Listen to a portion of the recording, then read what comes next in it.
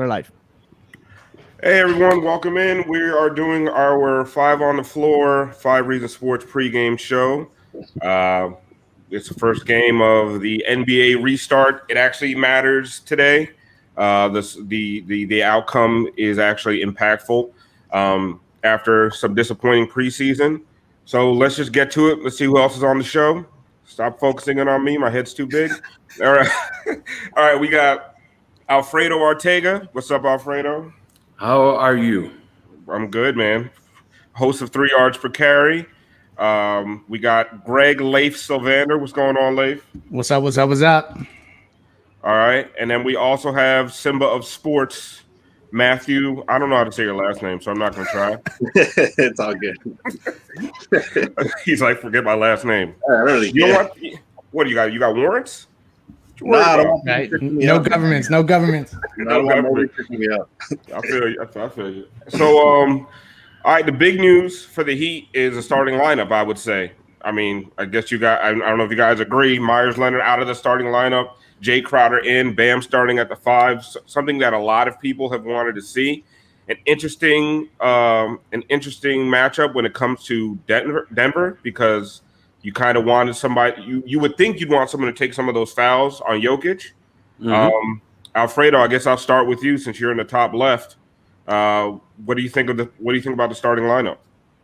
Well, it's exciting. They're going to play obviously at a faster pace, but this is not the starting lineup we would see against Milwaukee, would it be? No. This is probably the starting lineup we would see against Boston, maybe.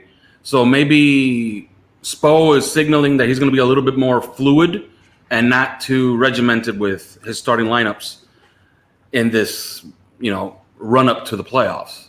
So I'm kind of excited to watch them play in this new incarnation. I don't know. I'm not sure if they've played this starting lineup before. No, they definitely haven't. I don't think so. I mean, all the analytics basically pointed to Myers and Bam working. So it's super surprising, but it's not unlike Spo to do something like this out of nowhere.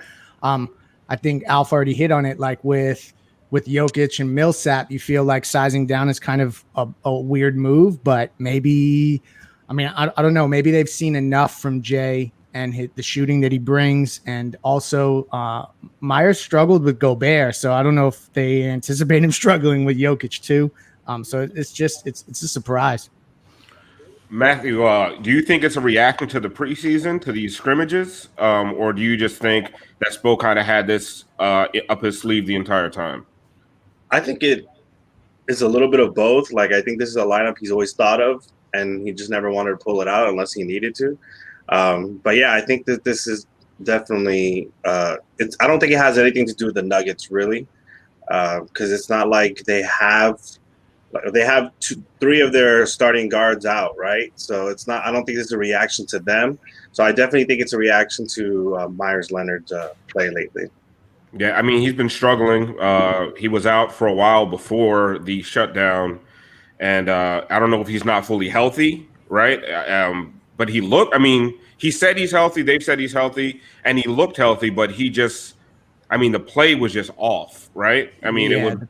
The timing and stuff like that. And, with Kelly playing so good, like now I start to think, are they going to bury Myers Leonard? Like, could Myers Leonard go from the starter to not even in the rotation, which we've seen other guys come through the organization throughout the years that have had that happen to them. So, because I just don't really see where you plug him in if he's not in that starting unit. Yeah, you don't bring him off the bench before Kelly, right? No.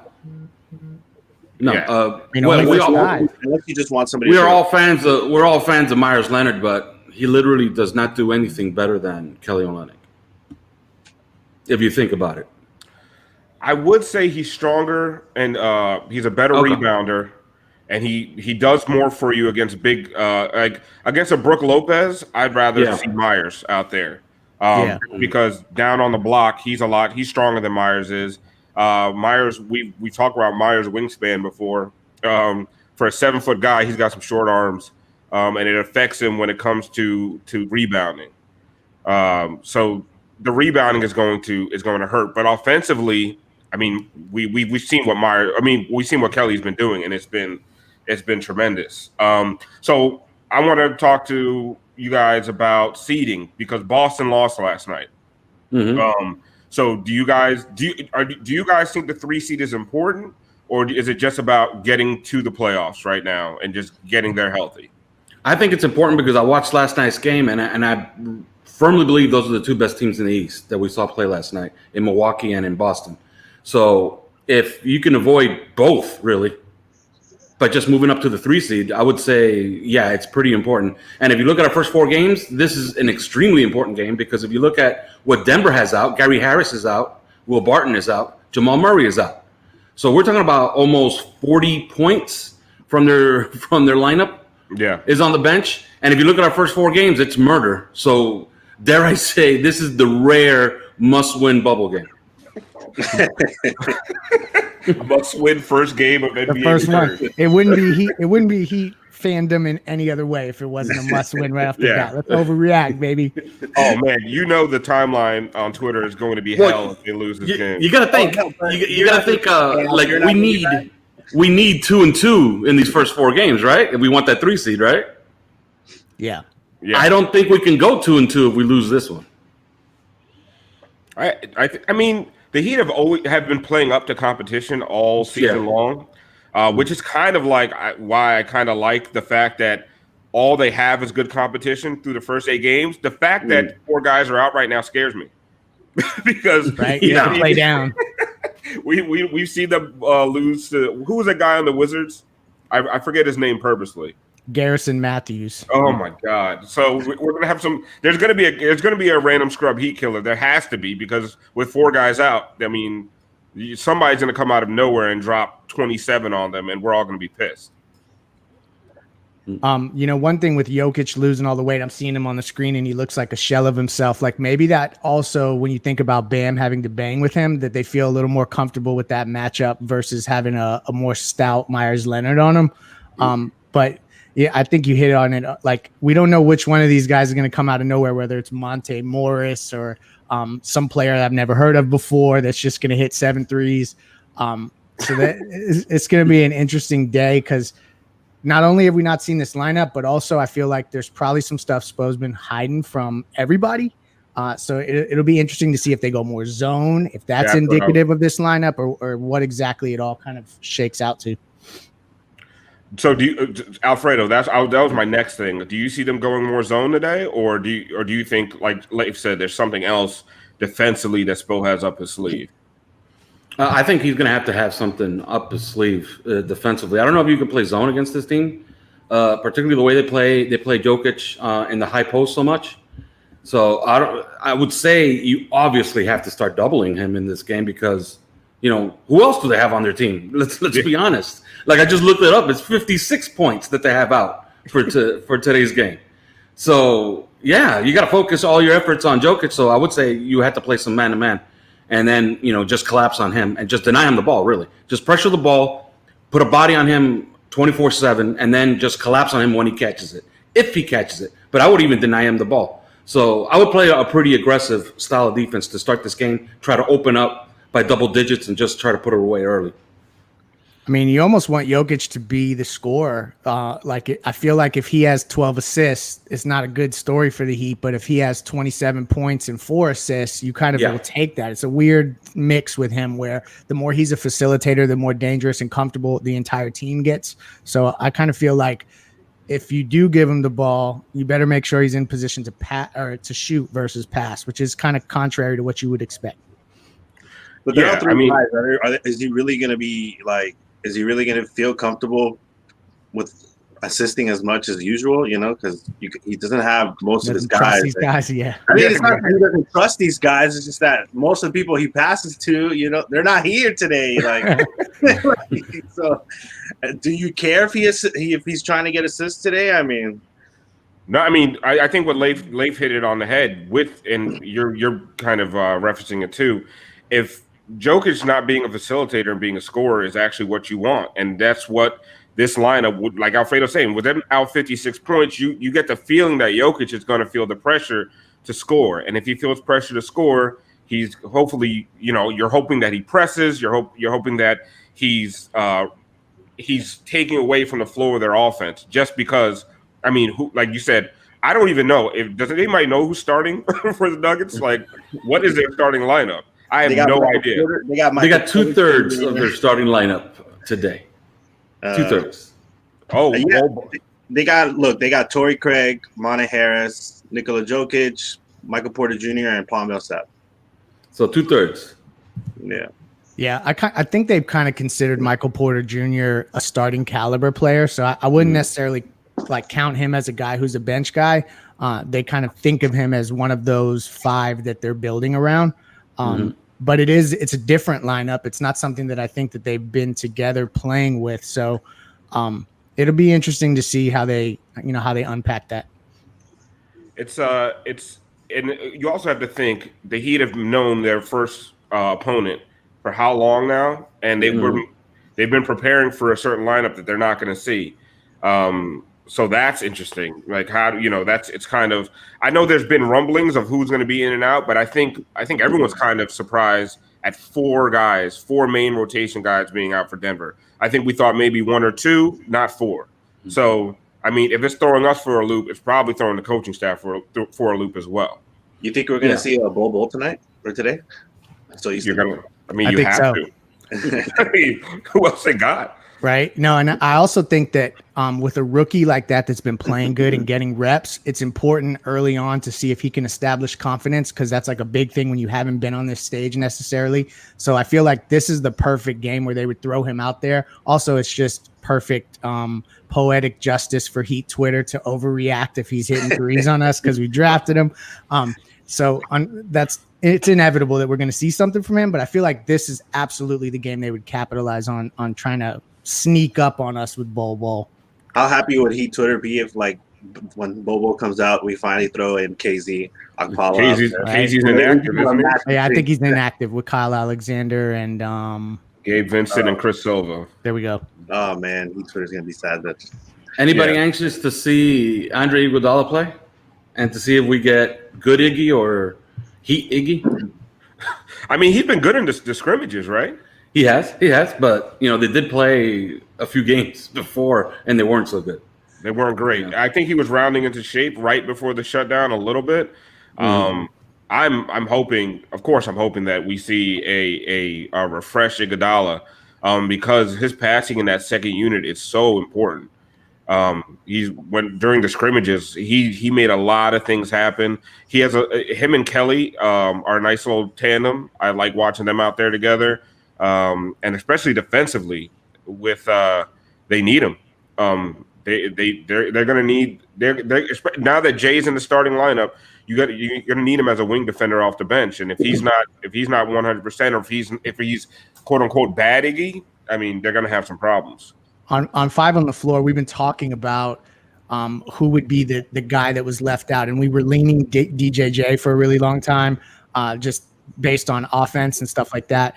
But now that you see this switch where Jay's in the starting lineup, if it ends up being Myers that gets buried, it's interesting to think about that they could find minutes for Crowder, DJJ, and Iggy all in the same kind of rotation, because we kind of felt like one of those guys would get squeezed out. But if they do size down, then I mean, all bets are off that way. Yeah, it looks to me that Myers is.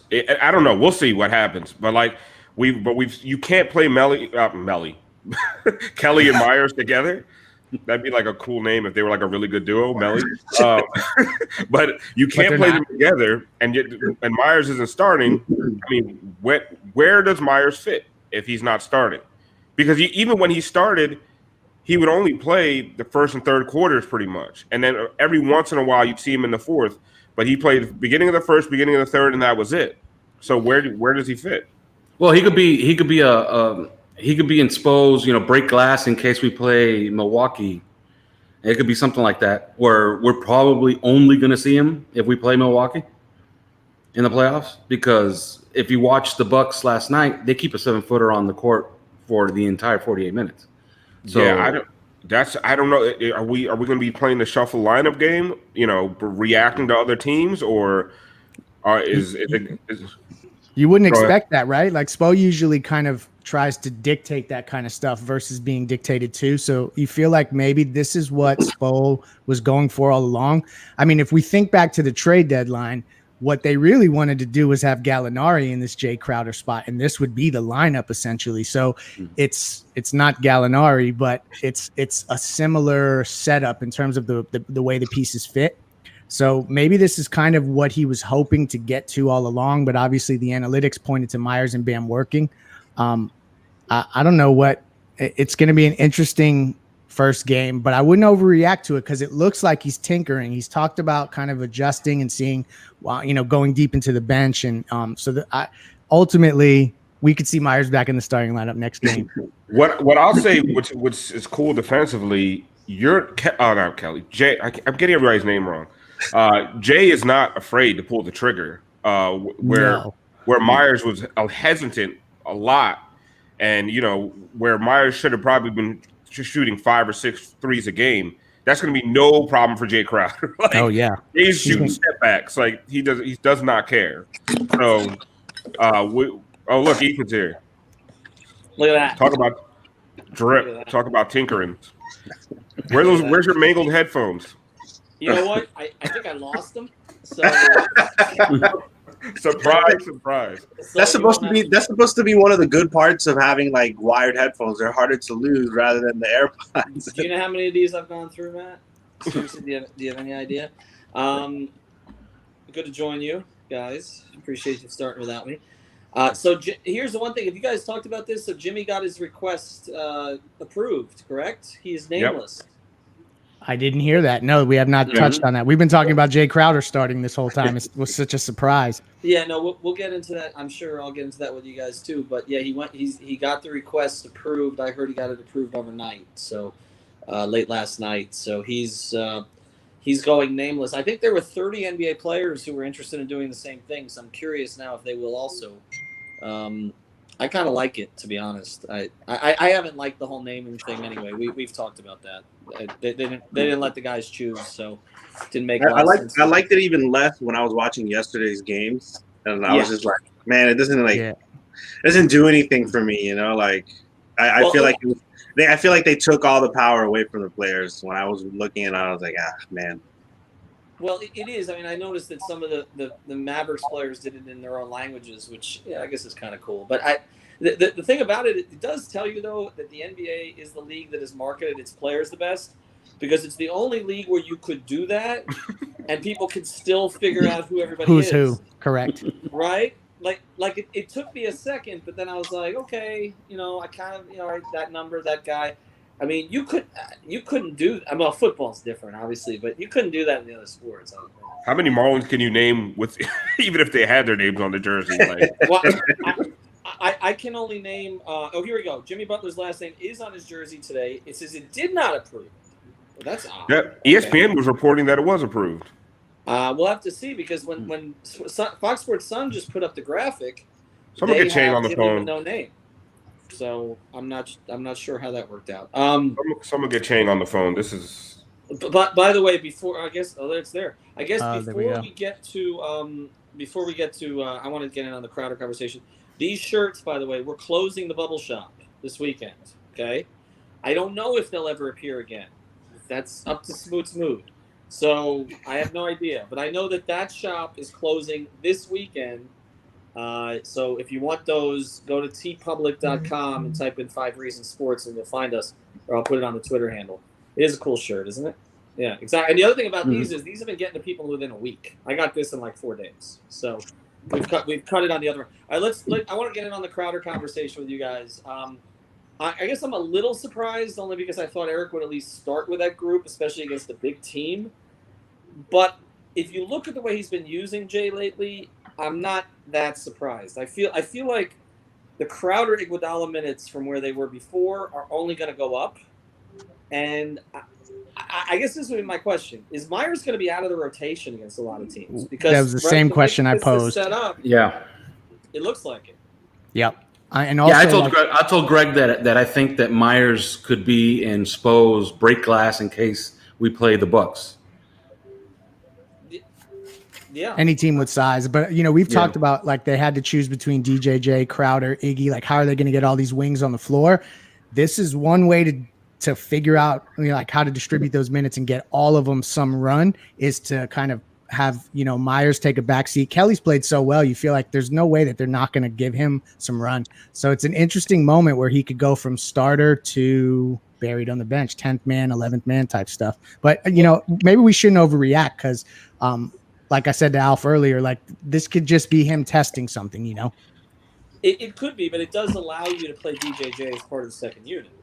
Like everybody's like, "Where's DJJ?" And like DJJ was never going to start, but I not when it mattered. But I do think now you could play DJJ with Iguodala. I guess my concern there is I prefer Crowder with Iguodala because at least if Iggy's not shooting a lot, at least Crowder gives you that shooting option, whereas DJJ does not. So that one's a little curious. I also think I'll be curious to see who the first guy to come off the bench. Will he bring Olynyk in for Bam, or will he bring him in for Crowder? So that he can get some of those Bam Olynyk minutes, which they've gotten away from. Yeah. And play some of the two of those guys together. By the way, whoever just commented in about watching Mark Jackson, why are you watching Mark Jackson? If you're in Florida, do not watch Mark Jackson. There we go. Dean, where are you? Watch Fox Sports Sun. Don't watch Mark Jackson. There's no circumstance where anybody should watch Mark Jackson. I want Mark Jackson to get a coaching job in the worst effing way. Okay? Please.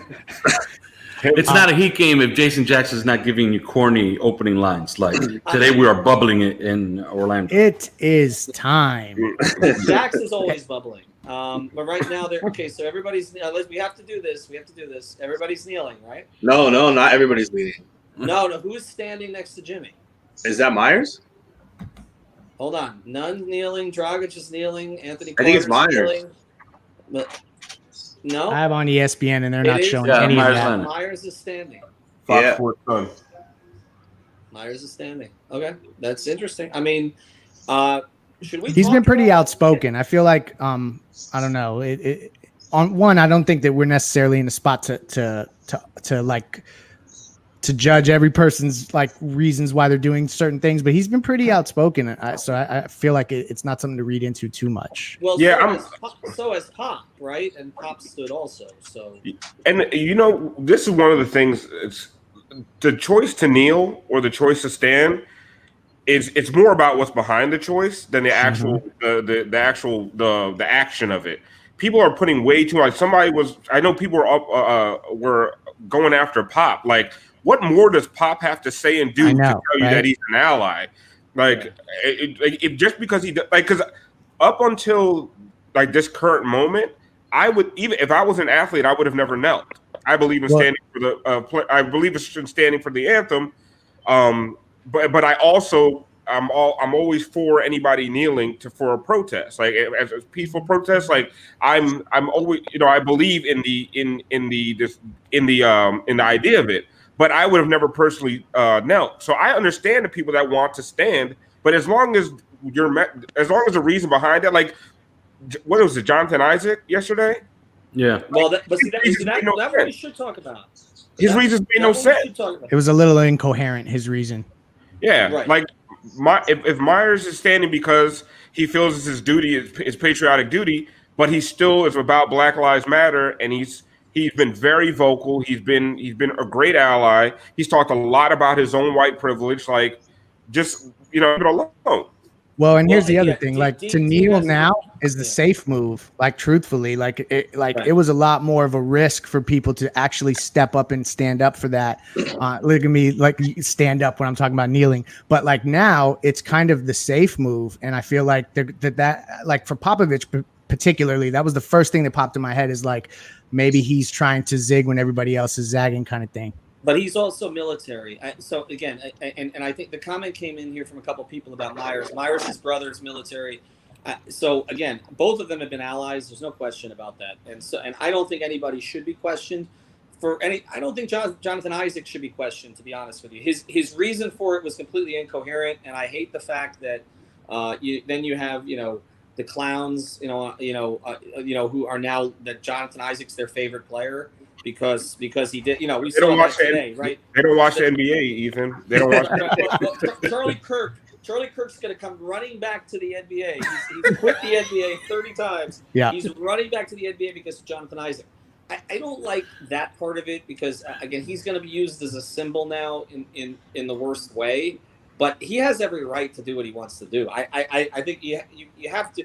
His explanation was completely incoherent, but that's fine. I mean, Chris Broussard, who I know has pretty strong religious beliefs, but also is pro BLM. He seemed to understand what Jonathan Isaac was saying. I didn't.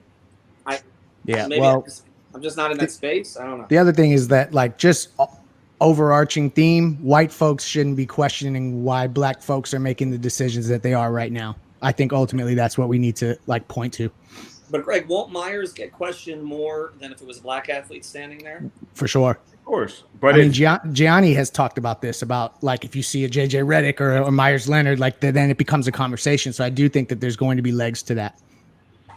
And I think it's silly. If you have to look, the thing is, when you look behind Jonathan Isaac, is his stance, and you look at his Twitter feed, and you look at what he's about, that's the problem with Jonathan Isaac. Standing wasn't the problem.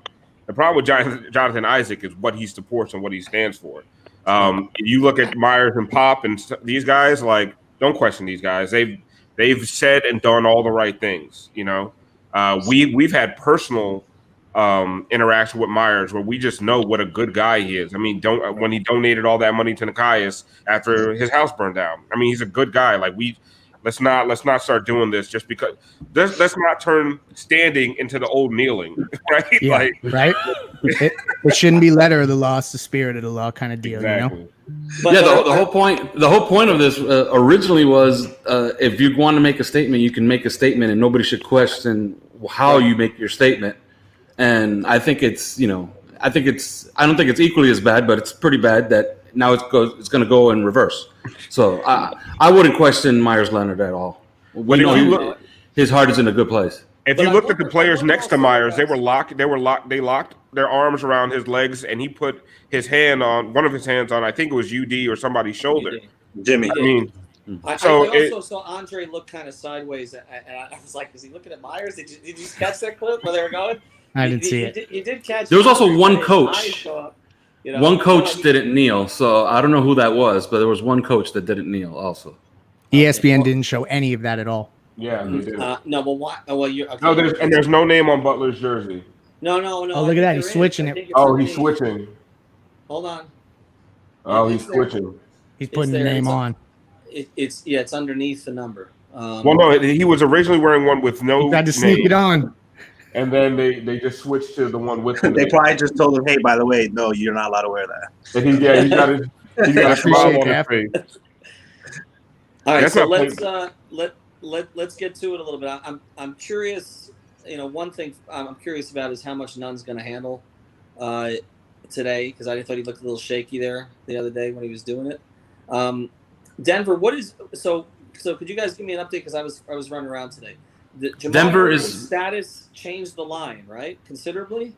Oh yes, Jamal Murray. He worked out before the game with intentions to play. Then they held him out. Will Barton was gonna be out with a knee injury no matter what, and then Gary Harris was a game 10 decision. But in total, they're missing 4 rotation players and 56 points from their lineup. Yeah, and I'm out of here, guys. All right, Alf. We'll continue here. We've got others that are going to pop in here, so we'll be back post game. We're also doing a pod tomorrow night. I mean, all the questions we've had about the Heat at the point of attack, if they can't control it today against a team missing all its guards, then it's a bigger issue than we thought. I mean, that's this, and I am. It is interesting to me again that Eric decided to kind of go smaller when he knew that Denver didn't have any guards and was going to have to go bigger anyway. So you may be right, Greg, in the sense that this may be more about Eric trying some things than it really is about opponent at this stage. But looking at what happened last night with Boston losing, do you think that changes? I mean, again, that was one of the games on the schedule we thought Boston could lose.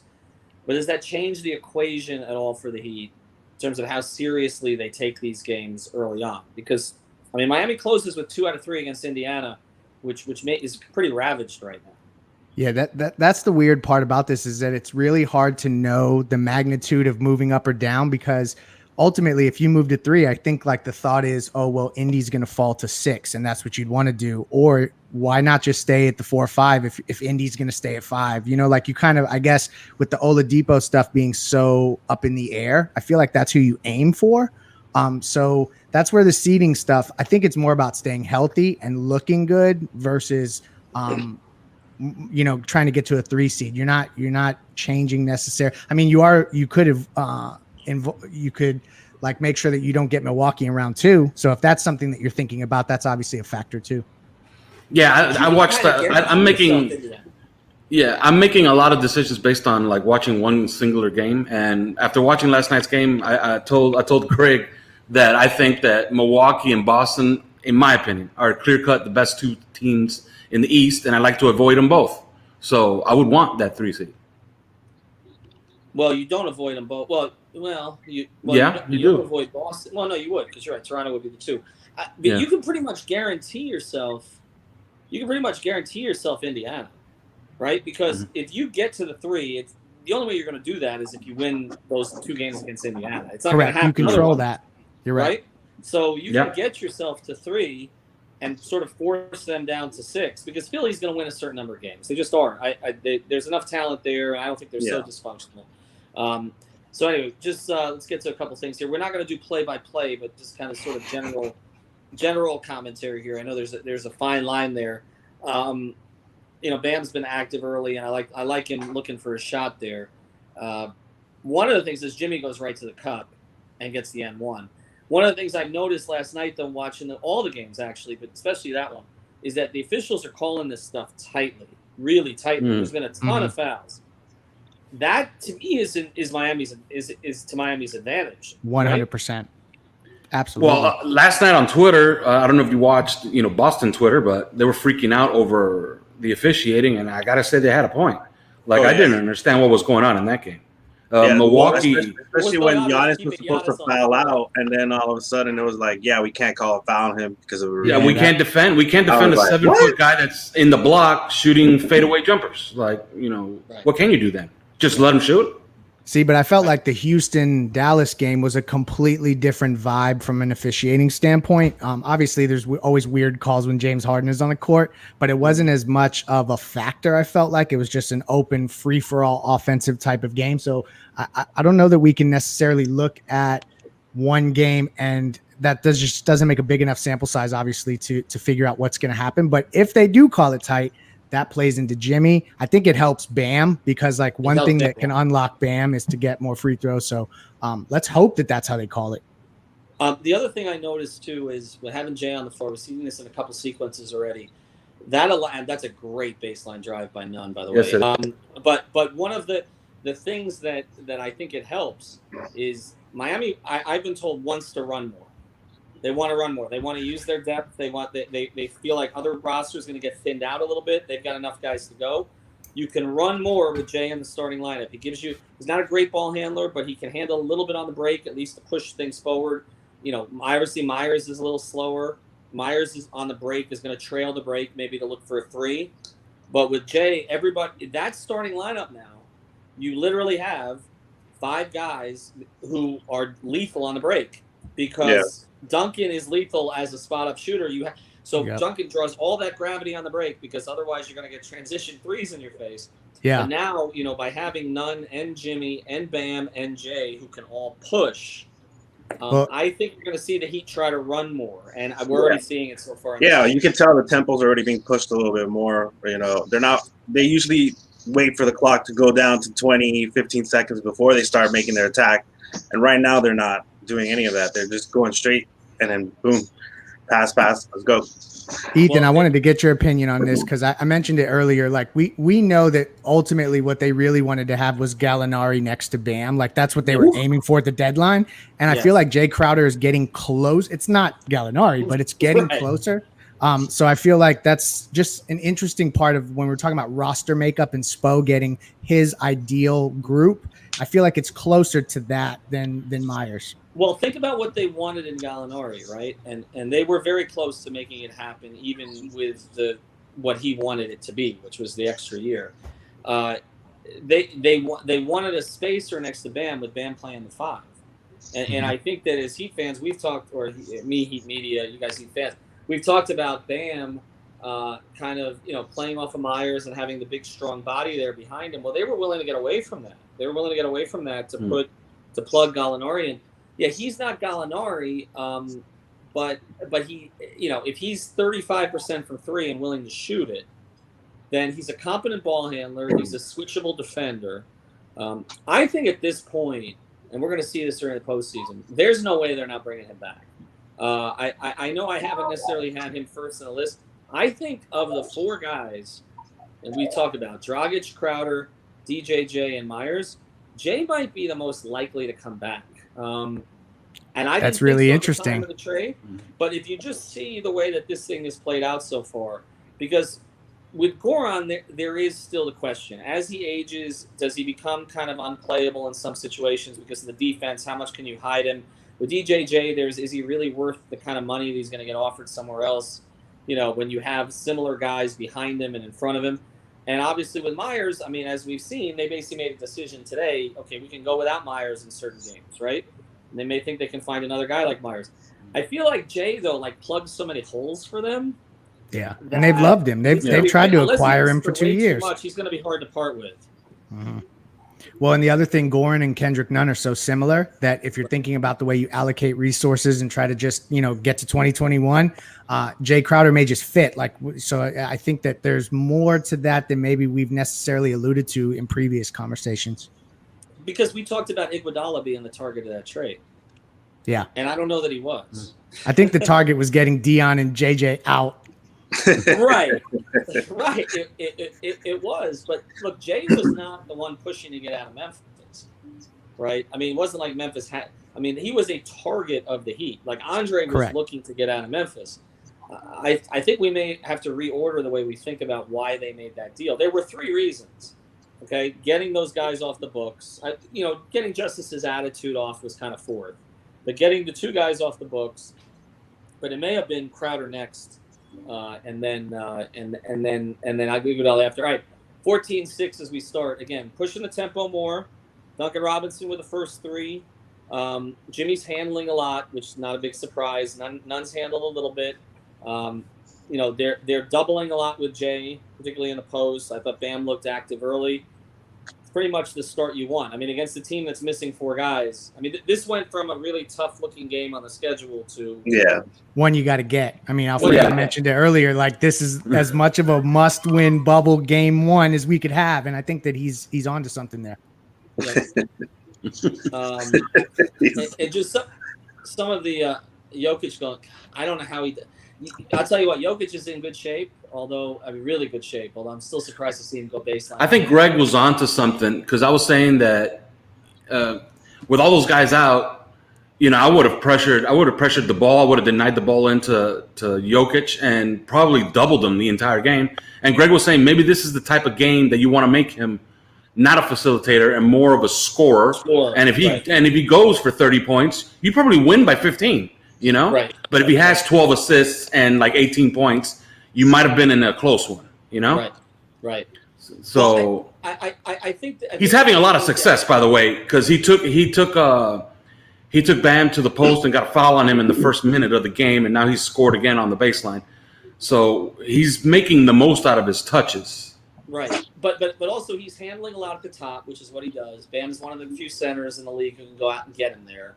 And I get one of the things I do like about not starting Myers is that it forced Eric to put Bam on Jokic at the very beginning of the game and let him ride with it. Whereas if Myers was playing, he'd probably be playing Jokic. You'd have Bam on Paul. I'm fine with letting Bam single him up in this game. That's good passing. Wow. I mean, and then they're going to end up with the line. Bam's going to end up with the line. But that's one of the things I like about Jay. I will tell you, watching Jay, it's funny in his career, he has to be in the right place. Watching him in Cleveland, he was bad. He was bad. Remember in Boston, he really fit on that team. They had a collection of kind of grinders around Isaiah Thomas, and Stevens knew how to use him. He played pretty well in Utah. He went to Cleveland with that mess that they were trying to throw together. And he's the kind of player you would think would fit next to Bron, but it just, I don't know. It didn't didn't seem to work very well. Yeah, which is surprising. I would have thought it would have fit perfectly. Right. You know, he's kind of given me the James Posey vibes. You know, Yes. everywhere he's been, like he always fits, and that was just the one place where it just didn't add up. But the Heat have loved Jay Crowder for years. I mean, it's no secret. I mean, that's a great pass by Duncan. See, again, the subtle into the line Duncan's doing now. They got Bam's getting the line, but that's because again, Duncan is starting to realize when the gravity comes to him, get rid of it. You got to get off of it. I always wanted to know how smart is Duncan compared to like the average player, because I feel like he is showing off a little bit more ability, like you said, you know, like passing wise and cutting wise and stuff. So how smart is he compared to like your average player? Like, is he close to, you know, does he have the potential to be like a Shane Battier, you know, intelligence, IQ wise? I don't. He kind of hides his personality, right? He's not. Yeah. He's you know, I was. It's crazy that this was a year ago, literally a year ago. I mean, a year and a month. This Dragic checks in and Iguodala checks in. That I was out in Vegas and everybody was talking to Hero and Nunn, primarily Hero, but some Nunn. And I got some time with Duncan alone, and it's kind of the first time that I ever saw any personality from him, like in a one-on-one conversation. He's a bright guy. He's got like a subtle, kind of sharp sense of humor, but it's like very under the surface. It's a little self-deprecating. He's obviously not as showy as Tyler is. I think the fact that he was not a star in college, that he's had to bounce around, that it may take him a little bit more time for that to kind of show. Yeah, for the personality to blossom. But on the court, like they're working with him like around the clock about making reads and passing and doing like the other things, because the thing they know is he's one of the top 3 shooters on the planet. So it's essentially you build out these other little pockets of his game, and like, you know, whether it's shooting off the dribble is a big one, knowing when to take an extra dribble, finding the passers when all the gravity comes. So like these are just these little things that make a huge difference when you can shoot the way that he does. I was about to pour some cold water on Duncan, because one thing I've always noticed about him is that he's a poor screener, and he just set a beautiful back pick to allow Bam to get to the cup. So well, there were 2 if there's a weakness to his game is the lack of physicality. That if you watch Nunn play, look at his screens, and then look at Duncan's screens. They're half-hearted and not particularly physical. But I think who knows? Maybe it's because he's a shooter and he doesn't want to feel too much contact, you know? No, but I think, Alfredo, that's going to be one of the objectives this offseason. I think you'll see Duncan come back 5 to 10 pounds of muscle as much as they can. I do think that they realize that will also help him in terms of the foul situation, you know, where he can be more physical without picking up fouls. The one other thing about that play, though, the Duncan screen, but again, Bam's decisiveness about going to the cup, which is something that they need. I don't care if he shoots it or he drives it; he's just got to decide. Correct, and that's what he did there. The other thing I liked about this lineup, you know, you take Jimmy out, you bring Dragic in. I do think you're going to try to get more minutes. I tweeted this before the game with Hero and Jimmy together, and I think that one of the things that this allows you to do, I think. You bring Tyler back in here maybe after you have Dragic and Iguodala have some minutes, and then when Jimmy comes back, Tyler's still on the floor. And they're together.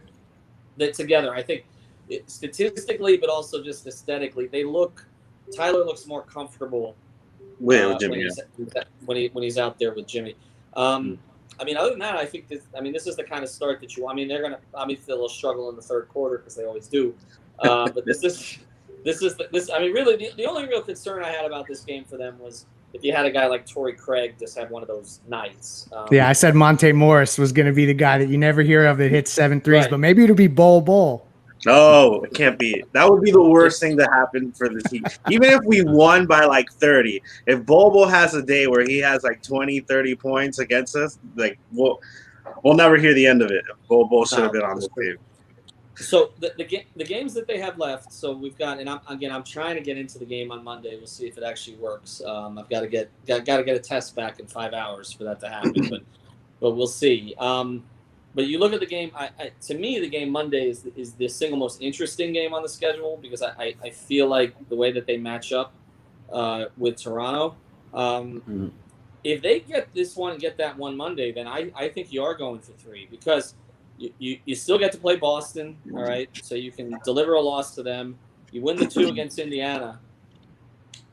I mean, you go you go 5-3. I mean, you really. I think 6-2 probably does it. Although I would say this: the Heat all season, there's only been one team they've looked helpless against, and that was Boston. I know. So you're right. What did you make of Tatum? What did you make of Tatum yesterday? Man, I really like that team. And people know me on Twitter as the usual, Boston slander guy. But that team is stacked. If you watched them play last night, Tatum is a decisive mid-post scorer in the mellow mold with a little bit more athleticism and a little bit more efficiency. And it surprised me though that he couldn't hit a shot yesterday. Yeah, he was like what 2 for 17 or something. What's surprising is how close the game was, even though he had such a bad game. Yeah, he was short. Yeah, but I think that some of the length that Milwaukee had on the court was also affecting him because he kept passing out of that high post where they want him to go. And if you notice, it was a game of like very quick bursts.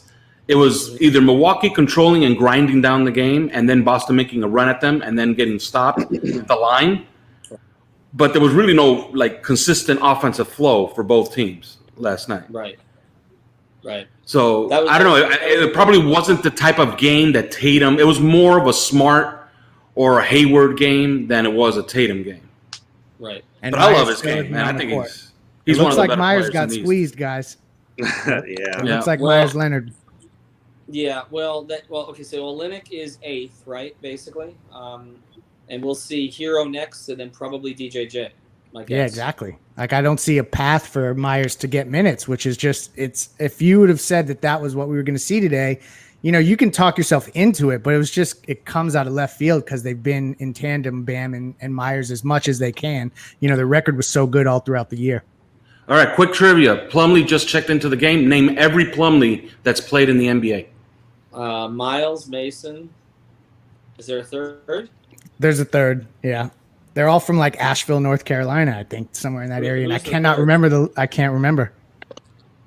Well, the only thing that's negative here is that you should have Bam out there against Plumlee because he's got this personal bias. It's the issue that because Pop picked Plumlee over him. I remember being up at training camp in West Palm, and actually I don't think he had talked about it until he briefly talked to me about it, where he was like, it was political, basically. I mean, he was pissed off about what happened with Pop. But his issue, that the guy who didn't like him on that team was not Plumlee, it was Miles Turner. He doesn't get along with Miles Turner. It's the only person in the league I've heard that Bam doesn't get along with, which is interesting for Heat fans who think that Miles Turner would be a perfect fit next to Bam, which from a playing perspective he might be. They do, but not personality.